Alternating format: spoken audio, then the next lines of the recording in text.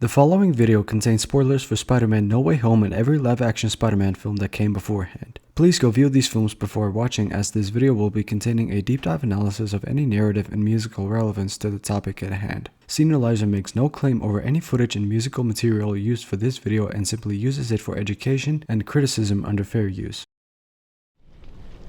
You have power. And with great power, there must also come great responsibility.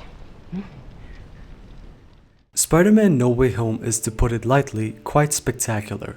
It's a film that not only manages to provide a satisfying continuation and conclusion to the present Peter Parker of the MCU, but was also able to frame its story in a way that would allow for the continuation and conclusion of stories of characters from the other film franchises, especially with the inclusion of both Tobey Maguire and Andrew Garfield's Spider-Man. But not only that, its mere existence also gives us an opportunity to do something that is extremely rare in the world of cinema. That being able to have a direct on-screen comparison of three different interpretations of one single character, and see how each performer delivers that interpretation on screen.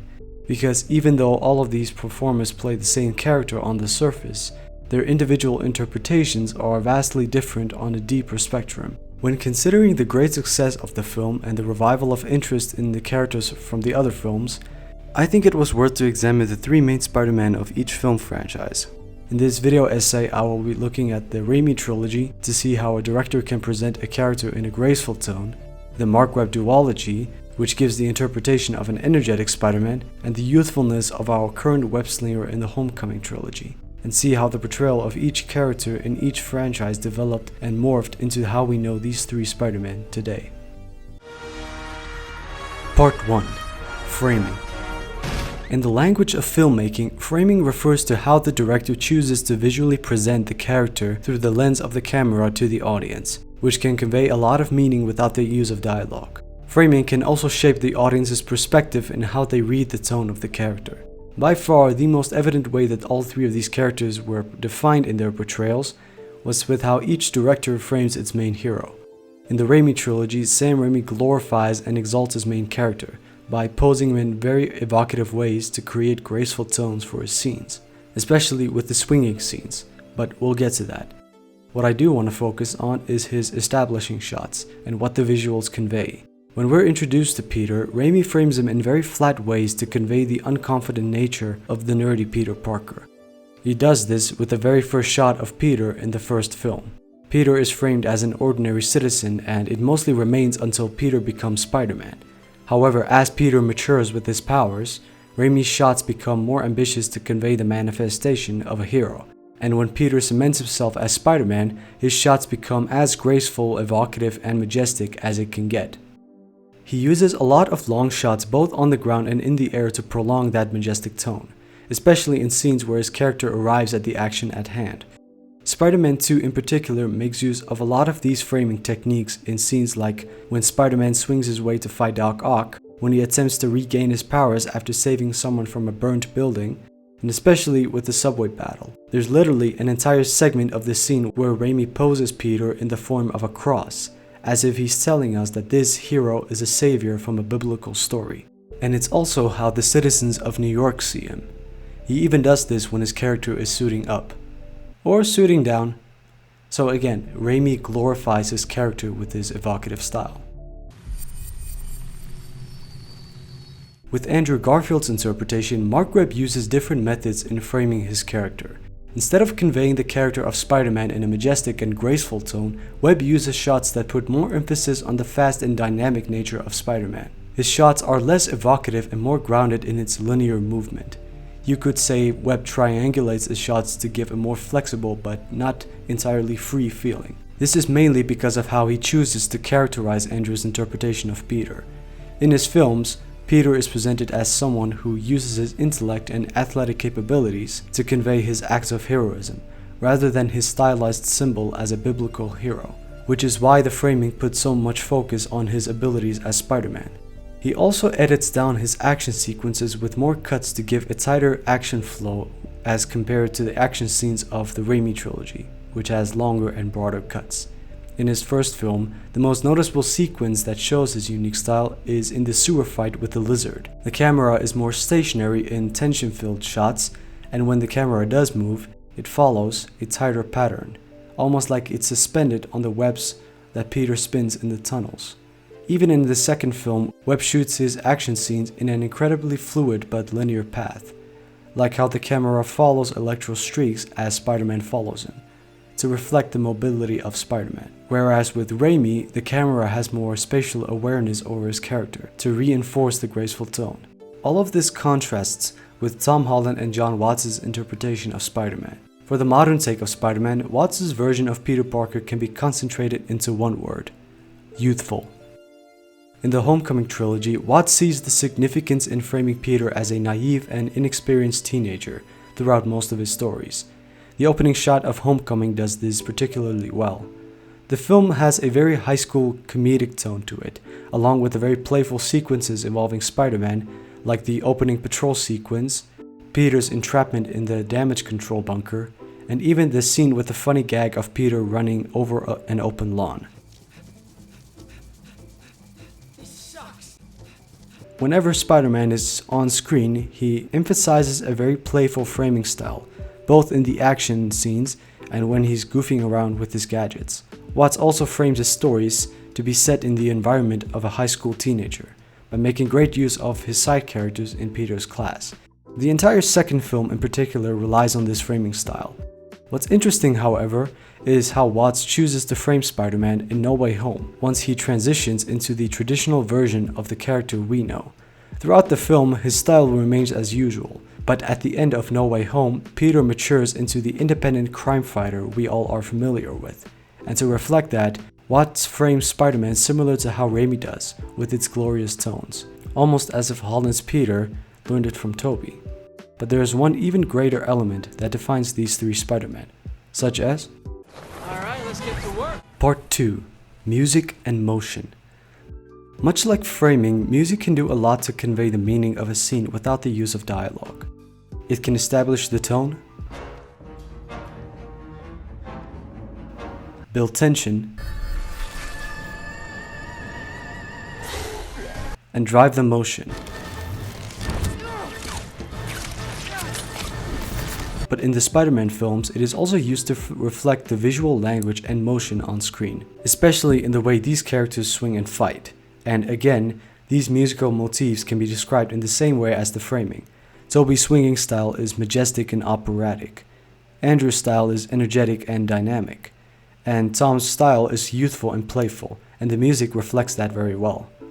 The score of the Raimi films was composed by Danny Elfman, whose work you may have heard from The Nightmare Before Christmas, the 1989 Batman film and its sequel, the 2005 remake of Charlie and the Chocolate Factory, and The Corpse Bride, among many, many others. In the Raimi films, he makes use of a very large and operatic composition to reflect Tobey's swinging style.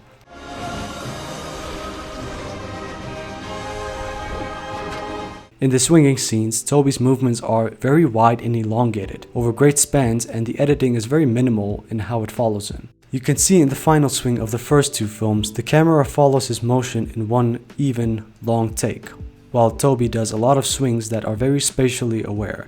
It's very easy to notice this given how he spins his webs.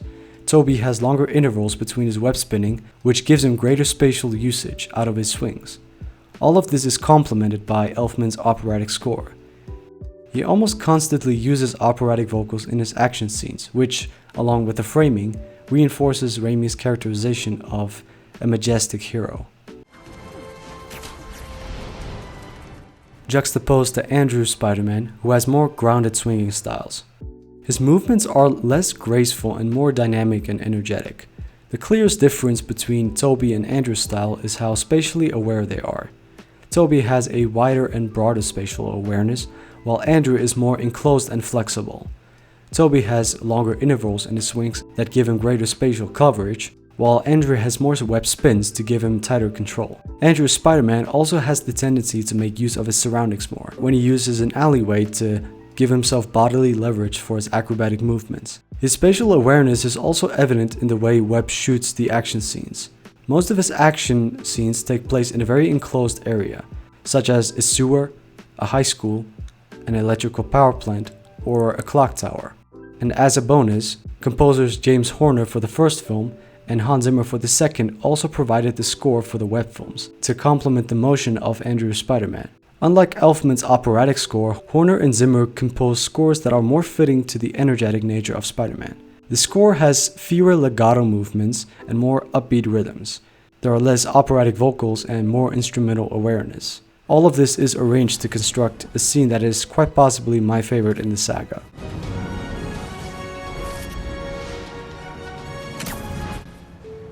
Perfection. For the MCU Spider-Man films, Marvel Studios brought in my favorite composer, Michael Giacchino, to compose the score.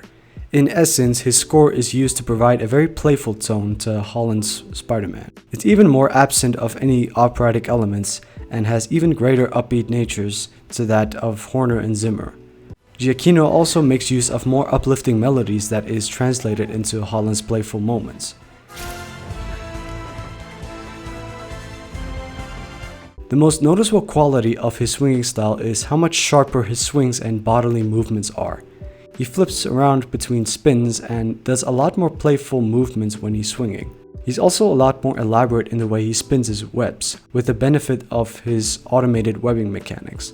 With this, Holland is allowed to have a more unique expression with his swings, and can create a lot more interesting action sequences, like how he uses a variety of webbing mechanics to fix a passenger boat in the first film, or when he uses it to create a webbing network inside the large elemental in the second film, to stop Mysterio. To summarize, Holland's Spider-Man has greater reliance on the modern technology of his era and makes it a part of his style, juxtaposed to Tobey's interpretation, which has none of these qualities. Part 3. Struggles and Settlements. Spider-Man as a character is created and defined by his struggles and conflict. It is the very subject matter that formed his origin. He starts out as an irresponsible and reckless teenager until he indirectly causes the death of his father/mother figure, which compels him to become a more responsible hero that constantly has to face the struggles of an ordinary New York citizen. The films throughout the decades have mostly stayed true to this formula, with one exception in the MCU's case, but each film saga of each actor has certainly personified its own framework around this story, based on the interpretation of their Peter Parker. In the Raimi trilogy, Peter is characterized as an ordinary human being in the city of New York, who constantly has to deal and adapt to the struggles of an ordinary citizen. And the story always provides antagonists and supporting characters to personify his different struggles. In the first film, Peter faces obstacles and struggles that relate to his desires and wants as a human being, and take accountability for his actions. And this is why Willem Dafoe's Green Goblin works so well, especially in the crisis act of the first film. The Green Goblin acts as this puppet master of Peter's desires, and uses that to provide the struggles related to Peter's character arc. MJ is the embodiment of his desire that stems from Peter Parker, and the school children embody his desire as Spider-Man. And it's when Peter overcomes the Green Goblin when he grows into the responsible hero his uncle believed he would become. In Spider-Man 2, his struggles are more focused on his ordinary lifestyle as a human being. He struggles with rent, can barely attend his classes, and becomes disconnected with everyone in his social life. And the film creates a full network of overarching struggles that feed off of that idea. The essential theme of Peter's struggles is about finding strength in your struggles and not giving up even when hope seems lost, and that an ordinary citizen with real-world struggles can even wear the mask of Spider-Man. We'll always be here. With the Amazing Spider-Man films, Webb gave a different approach to how Peter's struggles are presented. As previously mentioned, Peter is characterized as someone who uses his intellect and physical capabilities to battle his struggles. He's overly curious, he's athletic, and always tries to find an answer with his intellect. His curiosity and intellect are ultimately what led him to discovering the origin of his parents' disappearance. He gives the cross-species formula he got from the remains of his dad to Dr. Connors, which is what caused the creation of the lizard, whom he then cures with the serum he invented. He built his own web shooters out of watches by studying Oscorp webbing material, and crafting a suit with glass lenses and running shoes. In the second film, he battles Electro by magnetizing his web shooters, so they don't fry, and overpowers him with his own energy. His enemies start out trusting and worshipping him until that trust is broken by their reckless actions, that have to be stopped by Spider-Man. And to solve his internal struggles with his parents, he makes use of detective work to find the origin of their disappearance. All of this ties back to how Peter is presented in the film. The theme of his struggles is all about enabling to take responsibility for his actions that created his struggles and always to find a way no matter what problems lie ahead. But because of his inclusion in the MCU, the struggles of Spider-Man started to take a new approach and direction. The entire story of Tom Holland's Peter Parker is all about his coming of age. Peter is characterized as a young and naive teenager who sees fit to live up to his father's figure and endure the boring life of a high school teenager. Spider-Man Homecoming is an entire film that plays off of that concept. The opening sequence of Homecoming has the tone of a high school comedy film to capture Peter's state of mind and provide the setup to his struggles. Peter's internal arc in the film is coming to terms with his youth, and as Tony says, "Stay close to the ground." And the fulfilling of that arc is often pushed by his father figure, that being Tony. The Vulture also plays a role in the struggles of Peter by literally being the family of his love interest, who is also his enemy. Throughout the film, Peter's external struggle is shared with the Vulture and uses his connection with Peter's love interest to reinforce his tug-of-war state of mind. And at the climax of his character arc, after Peter failed to stop the Vulture and being threatened by him in a very well constructed scene I've previously discussed, Peter chooses to do the responsible thing and go after the Vulture to save the day, something he was unable to do to impress Tony. In Far From Home, Peter's arc is similar. He has an internal struggle to come to terms with his youth, and that struggle is set up by Nick Fury and his classmates. He must fight Mysterio to restore what his deceased father figure left for him. This was the formula for Peter's struggle in the first two films, but in Spider-Man No Way Home, Peter's struggle is slightly redefined. There is still an element of coming of age, like how the ending of the film phrases his transformation into Spider-Man, but Peter's arc in the film is all about learning to take responsibility, even for those who don't seem to deserve it. And as previously mentioned, that arc is pushed forward by his mentor figure, in this case, Aunt May, which leads to the long unheard quote, With great power, there must also come great responsibility. To summarize, this framework for the story is to reinforce the youthful and naive nature of Holland's Peter Parker, and to create a story that builds towards the transformation of a traditionally embraced Spider-Man. Right, I gotta find Ned and MJ. Thank you. Part 4. Comparison of Identity. For the longest time after the first on-screen appearance of Tom Holland's Spider-Man, fans of the character have always made the argument that Tobey Maguire delivers the best interpretation of Peter Parker, Andrew Garfield delivers the best interpretation of Spider-Man, whereas Tom Holland delivers a performance that is decent at both worlds. And even after the release of Spider-Man No Way Home, that argument stands stronger than ever. But how and why is this? Well, all of this has to do with what we've previously discussed in this video. How the framing defines the character, how the motion and music act as an extension of that, and how their struggles differ from one another. But there is also another reason for why this argument is made. The first Spider-Man film was released in 2002, and among the original creators of the character was written by David Coop and directed by Sam Raimi. This was the very first theatrical live-action interpretation of the web slinger on the big screen, so Raimi wanted to tell a story that focused on the real-world struggles of Spider-Man. Superhero films in the late 90s and early 2000s were not as big of a norm as they are now, and unless you were a huge comic book reader, the story of Spider-Man was completely unknown to the average moviegoer.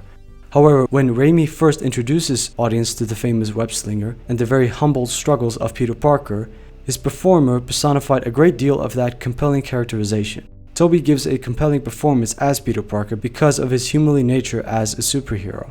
And these humanly qualities had a greater influence over his performance as Peter than how he was viewed as Spider-Man. However, what stands out about Andrew Garfield's performance is how he is visualized in the Spider-Man suit. The main reason he is often viewed as the better Spider-Man than Tobey is mainly because of one word: technology. The Amazing Spider-Man was released in 2012, 10 years after the first Spider-Man film. So there was definitely greater development in the technology that gave greater freedom in the visualization of Spider-Man. It also helps that Andrew was more athletically gifted, to allow him to have this better physical agency in his stunts and performances. There has always been one action sequence which I feel perfectly summarizes why he works so well as Spider-Man. That being when he fights the lizard in the high school, and near the end, he spins him up like how an ordinary spider would, But now you might be asking, why is he viewed as the best Spider-Man but not the best Peter Parker? Well, I think it all comes down to the subject matter. Webb's story of Peter is narratively similar to Raimi's version. Peter starts out irresponsible, indirectly causes the death of his Uncle Ben, and is motivated to become Spider-Man. However, because he lacks more of that humanly struggles as Peter Parker, there is less space for the audience to empathize with Peter as a human being, because his struggles are more subjective to his character. Not to mention that because Raimi gave the first interpretation of the classic story of Peter, audiences were already familiar with the story in Webb's films, and therefore didn't seek it out as much. And now you're probably wondering, where does Tom Holland fit in all of this? Tom Holland differs from Maguire and Garfield in many ways, in that his story has different subject matter and also because he is visualized as Spider-Man in different ways. Instead of having his character being motivated by the death of his uncle, he is motivated by living up to the standard of his mentor figure, Tony Stark. His story in the MCU is all about his coming of age, and therefore he has greater depth in allowing the empathy of the audience. Not as much as Tobey, but enough to be compelling. And even though he doesn't share the same energetic characteristics of Andrew's Spider-Man, he still inhabits a great excitement in his performance as the famous web-slinger. To summarize, I don't think it's a coincidence that in No Way Home, when we're reintroduced to the two Spider-Men, Tobey's appearance is in his normal mundane outfit as Peter Parker, while Andrew appears in his Spider-Man suit and Tom is mostly in the film with his mask off, to show you the strengths of their characters. Tobey is a better Peter Parker because of his humanly struggles that evoke empathy from the audience, while Andrew is a better Spider-Man because of how athletic he is, along with the better technology translated into more exciting action sequences, and Tom Holland is good at both parts because of his more original take on the character that is incomparable to the others. Regardless of how each interpretation is defined, it is always important to note that what these characters have in common is not their distinct motion or explosive soundtracks, but in the idea of finding strength in failure, and using that as motivation to drive you towards a better goal. It's what all three characters learn in their stories, and it's also what we can learn. And just like the man said, with great power comes great responsibility. Thanks for watching.